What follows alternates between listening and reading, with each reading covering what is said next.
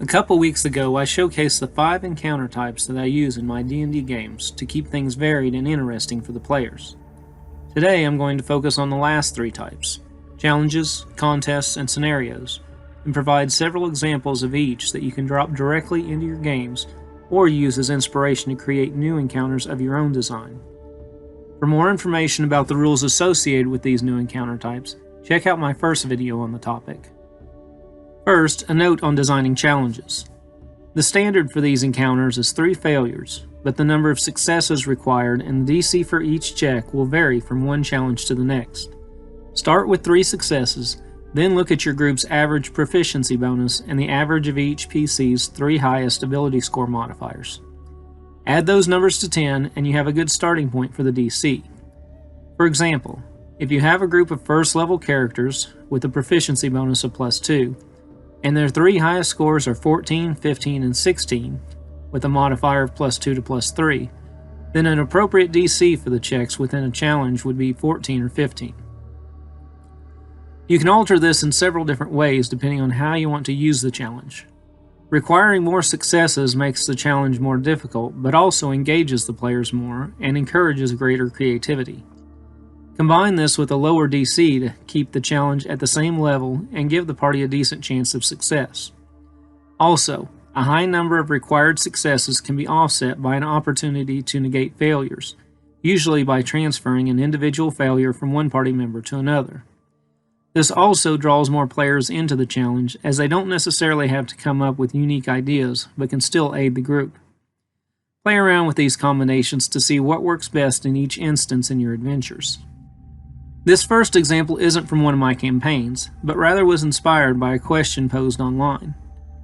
A DM asked how to handle a prison break situation, and my first thought was to turn it into a skill challenge. This challenge can be altered as mentioned above for various levels of play. The permanent hit point loss until magical healing is received can be a steep penalty, but helps promote the gritty theme of the challenge and overall situation. This challenge is one I had planned for my Unrest campaign, but my players were clever enough to prevent the riot before it got into full swing. Nevertheless, you may find it useful in your own campaign when things get a bit dull in town. This is also an example of how a failed check can be negated, and the penalty for that check can be shifted to another PC who intervenes.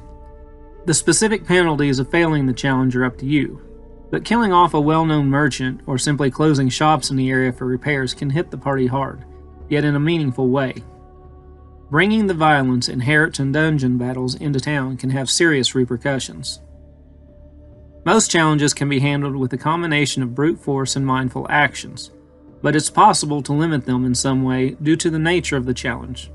Take this one for example.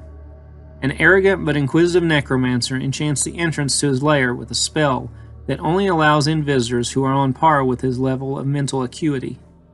The gate binds any who approach in steely shadows as it poses its riddle.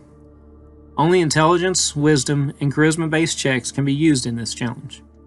Those who can impress the gate are allowed to enter, but those who do not are struck with necromantic energy and turned away.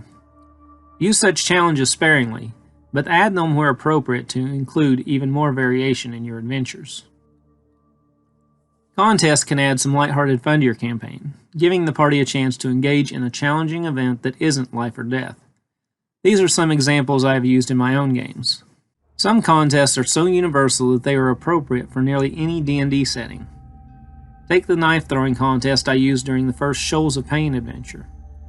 The party was asking around the docks for information, but the sailors weren't eager to talk, at least not until the group showed them their skill. Mo Rand, the captain of the Vulcane, challenged one of the PCs to the contest, while the rest of the crew and the other PCs made their wagers. The PC won the contest and the party came out a few gold pieces ahead, in addition to learning the information they needed. Including contests like this and tying them to the plotline of your adventure in some way can help introduce aspects of your campaign world the players might not otherwise see.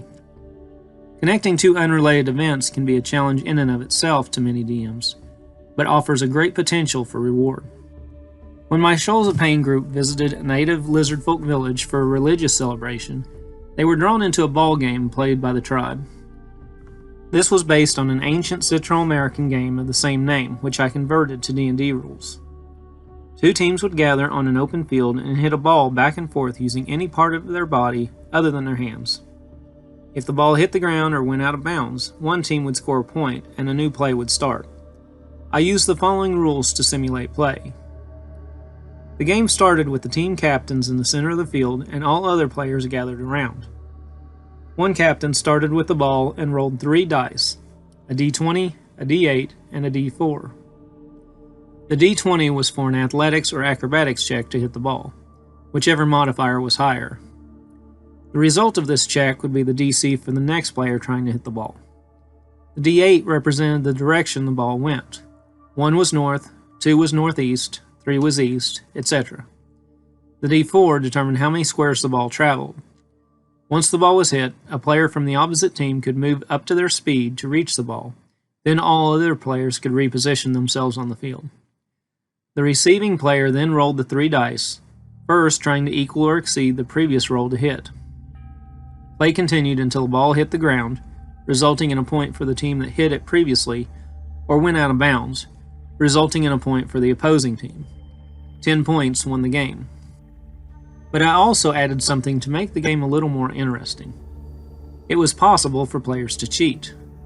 Moving next to the opposing player trying to hit the ball, a PC could make a DC 15 sleight of hand check to try and trip them. If the check succeeded, the ball hit the ground regardless of how high the active player rolled, but the opposing team was allowed a perception check against the sleight of hand result to notice the act. If the perception check succeeded, the trip was noticed, and the cheating player had to sit out for one play. This led to some underhanded but clever tactics by the party, which eventually won them the game. Should you include this game in your own campaign, adding in this rule is completely optional. Contests don't have to make a lot of sense to get the party involved, as long as there is a substantial reward for winning. Take this one for example. A mad chef has been making repulsive soups from various poisonous fungi as a test for anyone who can stomach them. It has recently turned into a local eating contest among the dwarves of the area, yet none have made it past the 5th bowl. With a 5 gold piece entry fee and nearly 24 of the events already failed, the winnings now exceed 200 gold, a perfect price for adventurous PCs willing to put their life on the line for a bowl of soup. This contest requires participants to eat 5 bowls of soup, each one more deadly than the last. Getting sick during the contest, or outright dying, puts the contestant out of the running for the prize money. Each bowl of soup requires a Constitution save that has 2 DCs. Beating the higher DC means the contestant suffers no ill effects from the broth. If the contestant only beats the lower DC, they become poisoned and suffer the listed damage, but don't get sick. Thus, they can remain in the contest if they choose. The poison condition and the ability damage from the 3rd bowl lasts for 24 hours unless removed magically. Should someone survive the final bowl, the prize money is theirs. I included 3 sample scenarios in my previous video on encounter types, but as I mentioned before, scenarios can vary widely, so I wanted to include a few more to help everyone understand the numerous possibilities for this type of encounter. Scenarios don't have to be anything complex. As I stated in my very first D&D video on using video game style quest text in adventures, just presenting a problem to the party in written form so they can discuss it as a group can help them work together and get through situations they might otherwise ignore. This is one such case. In Shoals of Pain, one of the first encounters the party had was with the lizard folk servants in the starting town of Belladonna. The tribe was planning to return to their village for a religious ceremony, but one of them had to stay behind to tend the gardens as instructed by Paulette Green, the head gardener of Belladonna. If the party could convince Paulette to allow the lizard woman to leave, they would earn an invite to the celebration. A warlock PC decided to cast Unseen Servant to tend the garden, impressing both Paulette and the lizard folk, allowing everyone to attend the festivities. Another scenario used during Shoals of Pain was during a mystery adventure. The mayor of Belladonna was conspiring against the leaders of the native lizard folk tribes, but the party didn't have any proof of this, only rumors. They needed to learn what the mayor and his co-conspirators had planned so they could take the necessary precautions. One option was to sneak aboard a merchant ship in the harbor, where the mayor was meeting with the ship's captain. The party could eavesdrop on their conversation, but at a certain point, a random PC would have to make a stealth check to avoid their group being discovered. The longer they stayed, the greater chance they had of being spotted, but just one more piece of information could be the difference between success and disaster. I enjoy incorporating rarely used skills and features into my campaigns. If a PC has some odd ability on their character sheet, I want that ability to come into play at least once. In Unrest, 3 of the starting players had the soldier background, which included proficiency with land vehicles. Driving a horse-drawn wagon from one town to the next wasn't something that required a skill check, so I looked for an opportunity to include something more exciting involving vehicles into the campaign. During their 4th adventure, the group arrived at the ancient dwarven city of Hochberg. The city had been abandoned centuries ago, yet was rumored to contain powerful magic. It turned out the PCs weren't the only ones searching the city for this magic.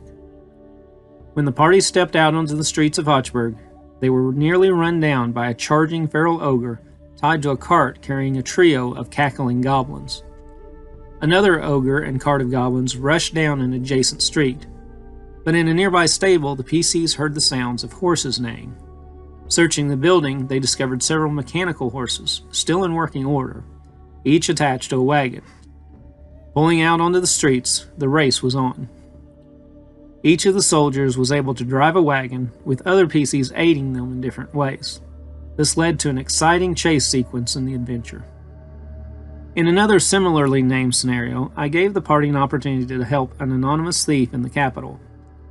Afterwards, he suggested distracting a group of nobles while discreetly relieving them of their valuables. This is a good encounter to use if you have a rogue or two in the party who haven't had a formal opportunity to pick a few pockets in the city. Even if you don't use this scenario as a whole, feel free to make use of the treasure table that I've included. One of the most in-depth and dangerous scenarios I've created was a recent encounter in Unrest involving a wizard's tower in the college district of the capital. When the party confronted the wizard, a professor by the name of Eleazar, he revealed that he was using a two-way illusion to communicate with them and was not actually in the tower. From there, he spoke a command word to activate the gemstone lamps that were illuminating the tower, causing them to explode. As the building started to crumble, the party had to rush down the 6 floors and out to safety. Each level posed different challenges and different opportunities to overcome them. Fortunately, the party made it out with only one member taking heavy damage, but everyone was still alive and ready for revenge against the vile spellcaster. I hope you all enjoyed this video. Next week I'll have a coastal 5-room dungeon entitled Demon Cove. After that, I'll be sharing some advice on making combat encounters more exciting. I'm David Watches, and thanks for watching.